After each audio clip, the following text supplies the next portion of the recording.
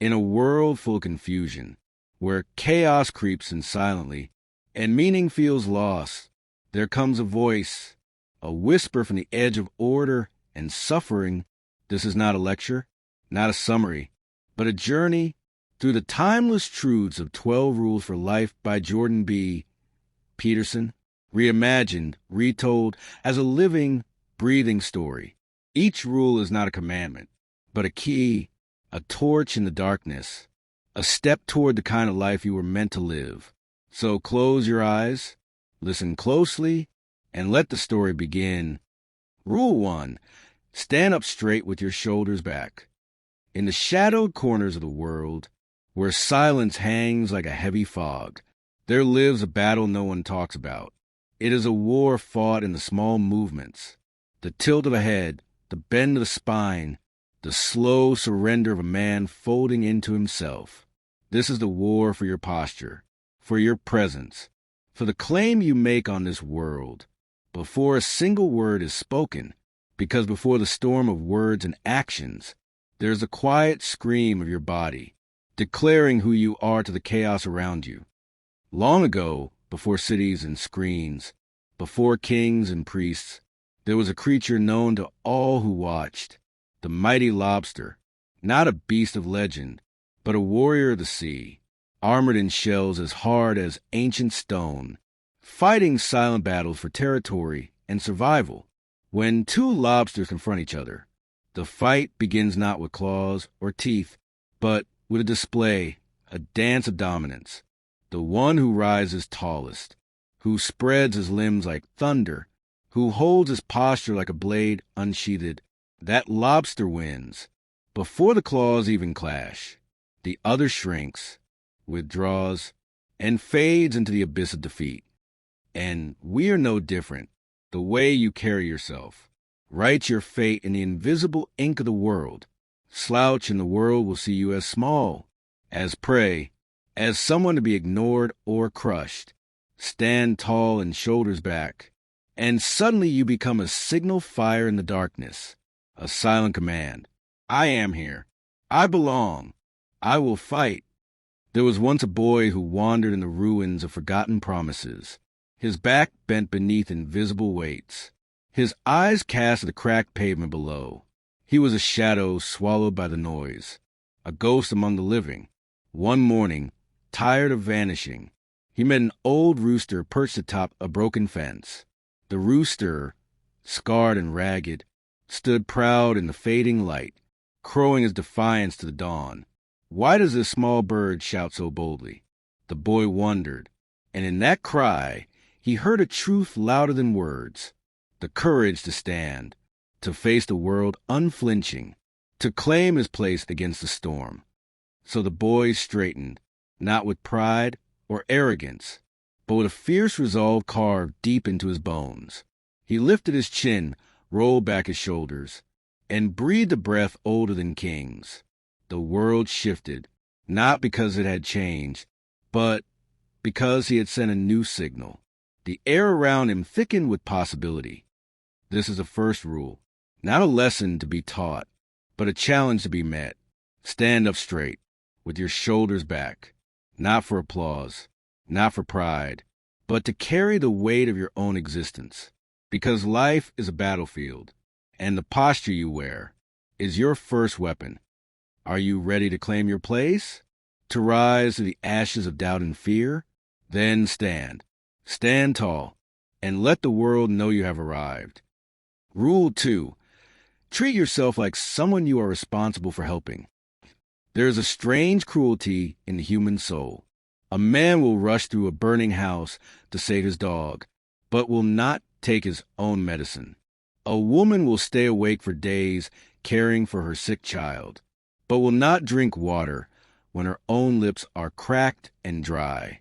Why? Why do we treat others with love and ourselves with quiet neglect? The truth is, most people are haunted by the person in the mirror. They see every failure, every scar, every moment they fell short. They whisper things to themselves they would never say to a friend. You're useless. You're a burden. You don't deserve peace. This is the secret war of millions, and it begins quietly in the way we live our days. We skip meals. We punish ourselves.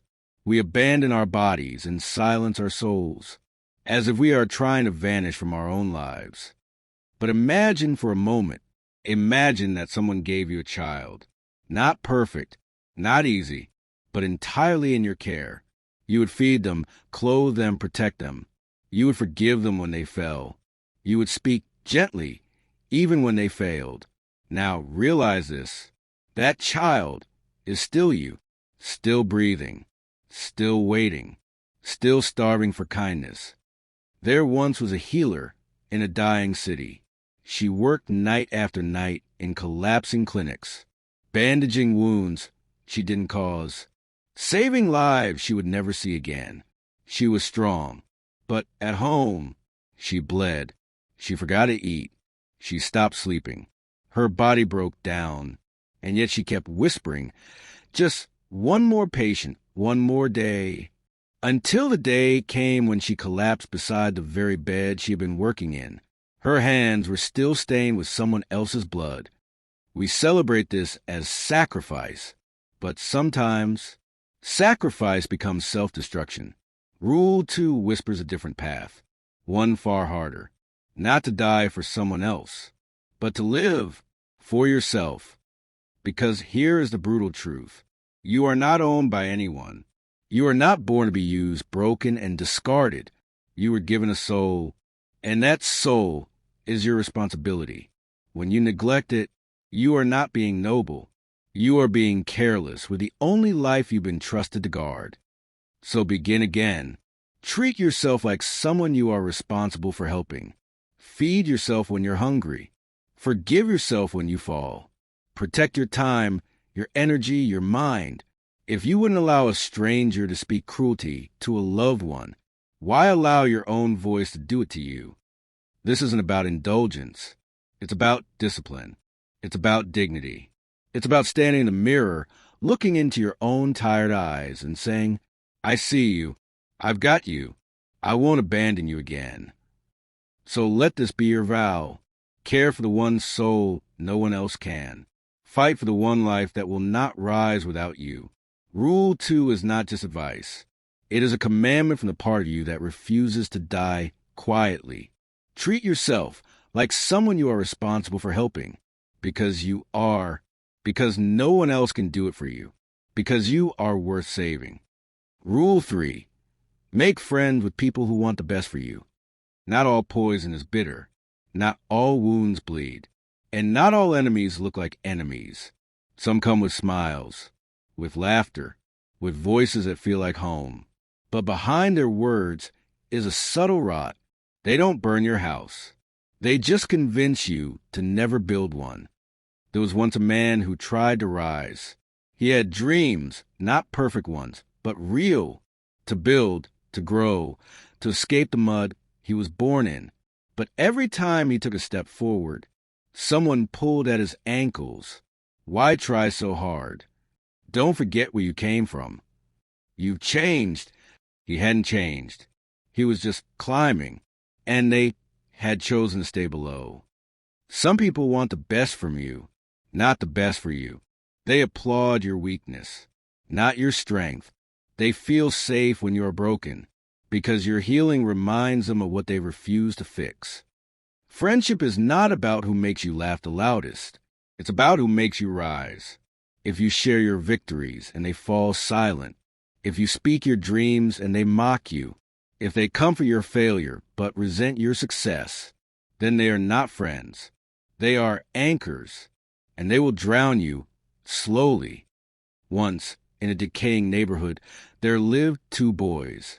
One grew up beside broken windows and louder sirens. He saw everything, addiction, violence, darkness. But he had light inside him. Books became his escape. Discipline became his sword. He was quiet, but he was building something. The other boy laughed at that, called him fake, called him weak.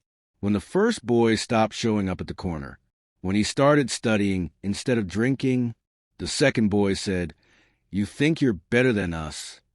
And maybe he was. not because of pride, but because of choice. You become like those you stand beside. If your friends are broken and wish to stay broken, their sickness will find its way into you. But if your friends fight for growth, even while limping, even while bleeding, then you will learn how to rise even with scars. Making friends is easy. Making wise friends is sacred. Find those who correct you when you lie, who push you when you stall, who celebrate when you win, not just when you lose. You don't need those who pat your back as you burn. You need those who drag you from the fire, even if it hurts. Rule 3 is not a call to isolation. It's a call to alignment, to walk with those whose presence whispers. Don't quit. Keep going. You were meant for more. Not those who chain you to the past, but those who remind you of your future. So ask yourself, who sits beside you when you speak of dreams? Who stays silent when you talk of pain? Who wants to see you shine even when they feel dim? Those are the ones, the rare few, the ones who water your roots, not steal your light. Make friends with people who want the best for you, because your life will rise or fall on the strength of the company you keep. Rule 4. Compare yourself to who you were yesterday, not to who someone else is today. The battlefield isn't out there. It's inside you, and the war you're losing is the one you never admit exists. You scroll through perfect bodies, perfect homes, perfect smiles, and you feel the blade going quiet, clean, invisible. Comparison, the oldest form of self-destruction. But here's the truth no one dares to tell you. Every time you measure yourself against someone else, you lose. Even when you win, you lose. Because their race is not your race. Their path is not your path. And their success means nothing if it's used to strangle your own growth. There was a man, broke, forgotten, humiliated. He worked the night shift cleaning toilets, while the world applauded influencers and fake kings. Every night, he walked past glowing windows, soft lights, families laughing, and inside him, the voice whispered, "You're nothing. Look at them. Look at you." That voice, it nearly killed him. Until one night, bone-tired, soaked in bleach, he looked in the mirror and said, "I don't care who they are. I only care who I am, and who I'm going to be tomorrow." That night, he wrote one sentence in a broken notebook. The next night, he wrote a paragraph, then a page, then 5 books. He never became famous, but he became a man who no longer hated his own reflection. And that was everything. This rule isn't a self-help quote. It's a survival tactic. If you keep measuring your life with someone else's ruler, you will never be tall enough, fast enough, good enough.